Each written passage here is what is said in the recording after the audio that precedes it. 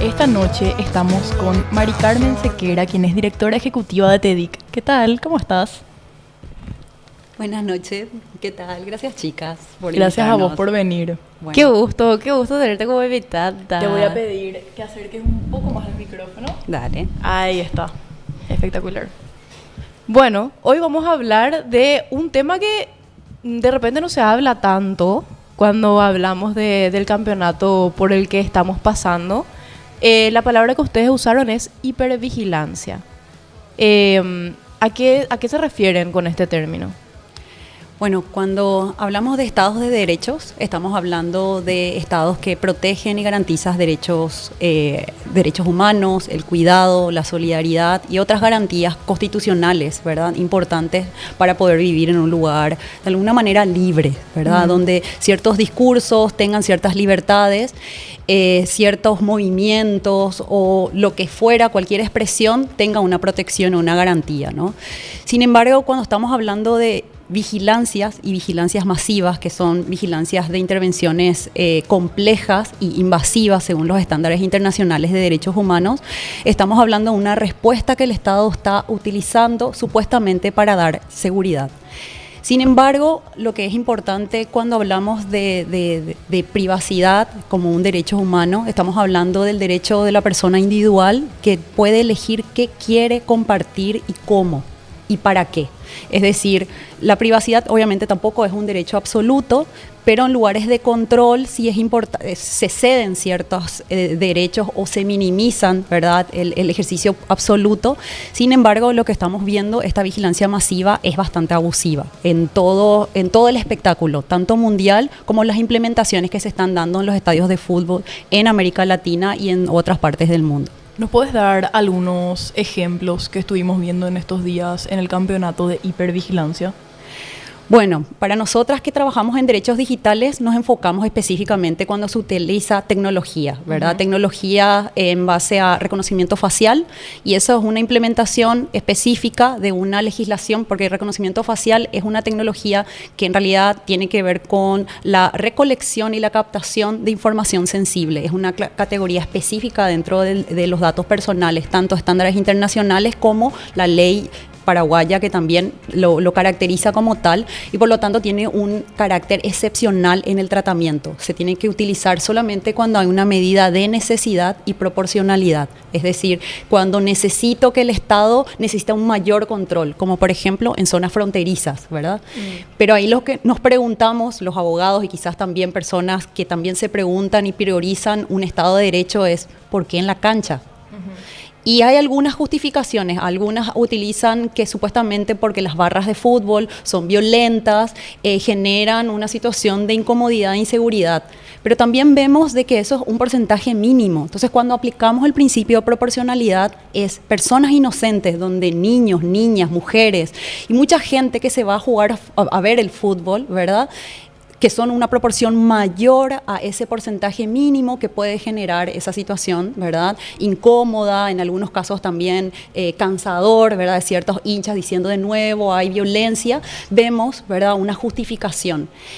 Pero acá lo importante, siempre discursivamente, por lo menos es importante plantearnos, es ¿qué es seguridad? Porque la seguridad, ¿verdad?, cuando hablamos, no es en realidad la contradicción de una privacidad, pero también es entender que es una ilusión. Es una ilusión no neutral, porque su valor no neutral está basada en principios de un orden, de una forma de organización del orden social profundamente desigual. Y eso justifica para que yo, ¿verdad?, como Estado, diga, bajo los fetiches clásicos que se construyen, que el enemigo es el otro, que uso bases o amenazas de una lista de amenazas internas y externas, y con eso justifico el uso de la fuerza del Estado contra una persona. Y a través del miedo, ¿verdad? Claro, porque obviamente cuando yo uso esas amenazas, busco y digo que el problema es el otro. Y cuando nosotros hablamos de seguridad, lo importante, y digo como yo como abogada, ¿verdad?, las normas se crean en base a las correlaciones de fuerza. O sea, siempre el que tiene más plata probablemente va a generar normas. Entonces, nunca las normas, como la tecnología, no solamente va a ser neutral, sino que nunca va a ser completamente perfecta. Entonces, ninguna ley, o sea, todo puede ser perfectible, entonces ninguna ley va a responder realmente a la protección de todas las personas. Por eso están los estándares internacionales de derechos humanos, que de alguna manera utilizan como bases orientadoras para que cuando el Estado quiera implementar una tecnología, me pregunte primero si esto tiene una evaluación de impacto a este grupo, con impacto de derechos humanos a ciertos grupos. Pero como el Estado, y eso ahí es muy importante también, cuando nosotras pensamos tecnología y en un país tan pobre como el nuestro, a veces decimos, la tecnología en realidad es como un discurso de innovación, es moderno. Yo no quiero estar en un país donde obviamente no esté teniendo estos avances tecnológicos. Pero no existe esa pregunta del lenguaje político, no existe una crítica a la semántica hegemónica de qué es seguridad, para poder justificar, y que es la que obviamente aborda el principio de la justificación de utilización de herramientas de tecnologías de vigilancia masiva, que en este caso de reconocimiento facial. Y que obviamente cuando se implementa no es que aborda y no es una respuesta realmente al problema estructural que supuestamente dicen que van a abordar. Entonces los reconocimientos facial que se están implementando más en América Latina, más en Paraguay, a diferencia de la Unión Europea, acá estamos viendo en la función pública, estamos viendo en los estadios de fútbol, estamos viendo también en los clubes privados, estamos viendo en las entradas de casas privadas. Incluso los inquilinos que compran las casas están preocupados, diciendo, ¿será esto está bien? Entonces parece que una mirada más de innovación, más de efectividad, y hay veces que nos preguntamos simplemente y nos quedamos en la parte de si este proveedor es legal, si se compró sobrefacturación o si este cumple los estándares de seguridad. No hay ninguna tecnología 100% segura, entonces va a haber probablemente filtrado. Y cuando hablamos de clasificación sensible es porque no estamos hablando de cualquier dato, estamos hablando de un dato que nunca más vamos a poder imprimir si se vulnera. No vamos a poder imprimir nuestra cara, no vamos a poder imprimir nuestra huella digital. Y cuando hablamos de datos biométricos, que es la que recoge las cámaras de reconocimiento facial, también estas tecnologías ahora están siendo actualizadas, tanto por el poder, tanto de las empresas chinas o estadounidenses, dependiendo de dónde. Pero estas lo que hacen es amplían las bases. Por ejemplo, iris, también de movimiento de cuerpo. Entonces, más allá de que haya tecnologías o ropas que de alguna manera están buscando como hackear el sistema, hoy la tecnología está avanzando. Entonces, antes de volver a tener ese temor de decir, esta tecnología es una situación donde nosotras no queremos vivir bajo ese control, la pregunta principal tenemos que tener es, ¿qué valor le estamos dando, verdad, a la forma de vida que estamos teniendo en este momento con la ilusión de seguridad? Porque lo que hace esto es que lo que hace el TECO es la forma ahora actual que estamos como construyendo el concepto de seguridad, lo que hace es nos desmoviliza, nos aliena, nos debilita como para organizarnos contra la estructura de desigualdad. Entonces ahí lo importante es entender el antónimo, o en realidad la inseguridad no se resuelve con mayor seguridad, se resuelve con otros principios de solidaridad, de confianza, de justicia social entre las personas, para los territorios y entre las vidas, otras formas de vida no humanas.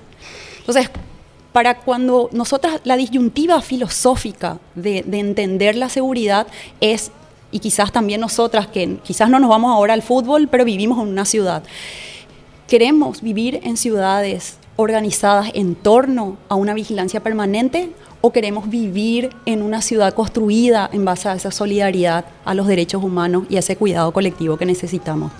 Entonces ahí es una mirada más filosófica antes de implementar una tecnología que parece reveladora, que parece súper cool, pero que tenemos que tener ese cuidado de decir por qué queremos, qué es seguridad para nosotras, qué es privacidad, y qué consideramos que sea lo más acorde a un fútbol, ¿no? Porque esa vigilancia que el ejemplo que les doy sobre reconocimiento facial, vimos para el caso también de vigilancia de los discursos, ¿verdad? Con inteligencia artificial, donde vemos que uno de los periodistas de este medio fueron sancionados de manera desproporcionada. Más allá de que sean contratos privados, estamos hablando de una vigilancia de un discurso que sí puede ser algunas consideradas de discurso de odio, sí tiene que haber capas, ¿verdad?, de esos sumarios donde tiene que haber posibilidades de que la persona pueda dar sus argumentos, que pueda retrotraerse, que pueda pedir disculpas si es que lo hizo de manera muy genuina, que fue el caso también del ejemplo, obviamente, que tenemos, pero que hoy esta persona fue sancionada de manera desproporcionada y eso obviamente se aplica, y también preguntarse hipotéticamente, ¿esto se aplicaría también a un periodista norteamericano o simplemente era porque teníamos ese pasaporte, que también es una capa que hoy obviamente nos limita movernos, porque hay que importante entender, no es la cámara de reconocimiento facial o estos tipos de sistemas de vigilancia, no tiene que ver con cómo es mi cara, si mi ojo y las distancias, en realidad es qué derechos te otorga y qué te saca. Entonces, cuando yo tengo una aportación de cara y un pasaporte de Paraguay en la Unión Europea, hay otro tratamiento. Más allá de que yo diga, bueno, tengo una tez, no, ni por más que sea, no sé, clase alta en Paraguay, voy a ser tratada de otro tipo de categoría, porque obviamente estamos hablando de desigualdades. Entonces, muy importante es entender de que darle mucho control en lugares concentrados, tanto al Estado, y con modelos de negocios de las empresas que le ofrecen esto a los estados, tenemos que cuestionar, no solamente porque decimos no queremos estar con esta tecnología o nos preocupa o todo el tiempo es como, bueno, entonces tenés algo que esconder. Hay principios reveladores que hacen de que no es que esto tiene nada que ver con que yo quiero esconder algo, sino ¿por qué me vigilan si yo soy inocente? Entonces hay cosas que tenemos como que volver otra vez poner sobre la mesa y no bajar ese estándar de discusión para otra vez volvernos a poner en el grado de sospecha de por qué no queremos facilitar una información. Porque lo que va a pasar con estas vigilancias es que muchísima gente no va a poder entrar a ver su pasión, que es el fútbol. Pero es en un lugar donde quizás nosotras no podemos entrar porque quizás no seamos tan, yo en mi caso no soy tan futbolera, pero si me quiero ir a un concierto en esos estadios, voy a estar vigilada. Porque la vigilancia no es solamente cuando entro, sino lo que vimos ahora en este mundial y con la implementación también de la ley de protección o defensa y seguridad del deporte, que ya fue implementada hace 2 años en Paraguay, es el cruzamiento de una información sensible, en el sentido, las cámaras de reconocimiento facial, las biometrías, y estas mismas van a acompañar el consumo de la persona dentro del estadio. O sea, va a haber muchísimo más cruzamiento de información que hace que sea mucho más peligroso en manos de quién, cuando se filtra, por qué, ¿verdad? Y después otra vez con datos mucho más sensibles que son niños, niñas, adolescentes, menores de 18 años en una base de datos donde obviamente la protección tiene que ser más alta. Qué interesante todo lo que nos estás contando, Mari Carmen. La verdad que tenemos un montón para pensar. Y yo quiero preguntarte, yo sé que este es un problema estructural, ¿verdad? Pero ¿hay alguna medida que nosotros como usuarios en redes o yendo a la cancha o usando nuestro celular podemos tomar para cuidar un poco más nuestros datos personales? Yo, por ejemplo, veo que tenés un sticker encima de la cámara del celular. Y yo siempre veo que la gente le pone al celu, a la computadora, y me pregunto, ¿será que en serio sirve para algo? Va un poco por ahí mi pregunta. Bueno, en realidad la privaticidad, si bien es un derecho individual, es importante saber de que la mejor protección siempre es en manada, la protección es colectiva, ¿verdad? Entonces, las personas que tomemos conciencia de las implicancias de esta tecnología, sí tenemos que levantar la voz. Y obviamente, la labor periodística, uno de los grupos más importantes que pueden ayudar a diseminar y difundir la importancia de proteger nuestro Estado de Derecho, ¿verdad? El derecho siempre se protege con más derechos, no con herramientas. Nunca ninguna tecnología, ninguna herramienta es 100% segura. Obviamente en TEDIC hacemos talleres gratuitos, tanto para periodistas como a grupos que quieran, justamente con este mes del Pride, estamos haciendo talleres gratuitos de seguridad digital, que de alguna manera algunas son como más individuales, otras son más organizativas, que es la protección obviamente de la comunicación entre las partes, porque yo puedo guardar mi celular, pero después utilizo herramientas quizás no cifradas. Más allá de esas medidas técnicas y tecnológicas, ¿verdad? Sí creo que hay algunas cosas que podemos hacer. Una de las primeras es quizás sentarse con el Estado, ¿verdad? Y preguntar por qué quiere, si hizo estas evaluaciones de derechos, es como cuestionar la transparencia y la rendición de cuenta de estas herramientas. Y es como, y aprovechando un poco esta reunión, que bueno, muchísimas gracias por la invitación. Hace tiempo que queríamos visitarlas. Ay, qué gusto. Y la semana pasada, y esto es una primicia, todavía ni siquiera en la página web de TEDIC publicamos, la semana pasada junto a Electronic Frontier Foundation, que es una de las organizaciones a nivel mundial de Estados Unidos más importantes de derechos digitales, CEGIL, una organización especializada ante el sistema de la Corte Interamericana, TEDIC y un abogado Federico Legal acá de Paraguay, hicimos una acción ahora contra el Estado paraguayo con el tema de reconocimiento facial. El Estado no nos quiere facilitar no solamente la información de las adquisiciones, ni dónde están, ni tampoco están facilitando rendición de cuenta y transparencia de estas herramientas. Qué fuerte. O sea, Es ilegal, ¿verdad? o sea, realmente no tenemos dimensión de qué tantas herramientas se están implementando, ni de cuáles van a Nada. implementar, ni nada. Y No el sabemos. Estado justifica diciendo que es seguridad nacional. Nosotros tenemos los argumentos que la información, esa información que solicitamos bajo el acceso a la información pública en el 2019, agotamos todas las instancias a nivel nacional, perdimos en casi todas las instancias,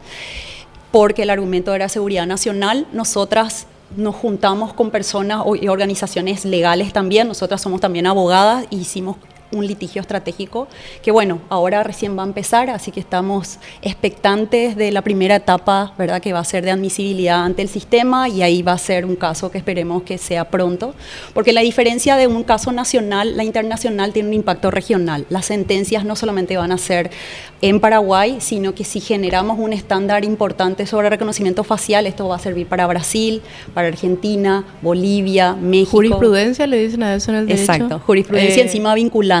Qué Sí. capas. Wow. Sí, qué importante. Sí. Qué importante que empecemos a hablar de esto.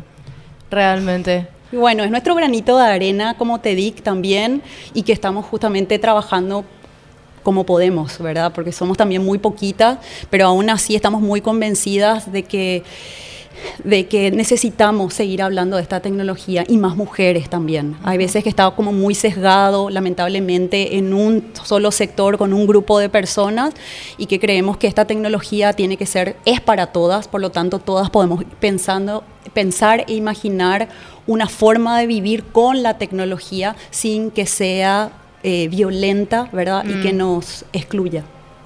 Bueno, Antes de despedirnos, yo te quiero preguntar por algunas fuentes que de repente podamos seguir en redes para enterarnos más de esto, ya sean las de TEDIC u otras que vos recomiendes para aprender más. Bueno, estamos siempre en todas las redes, también libres, y las privadas, las Big Tech, estamos @TEDICPI.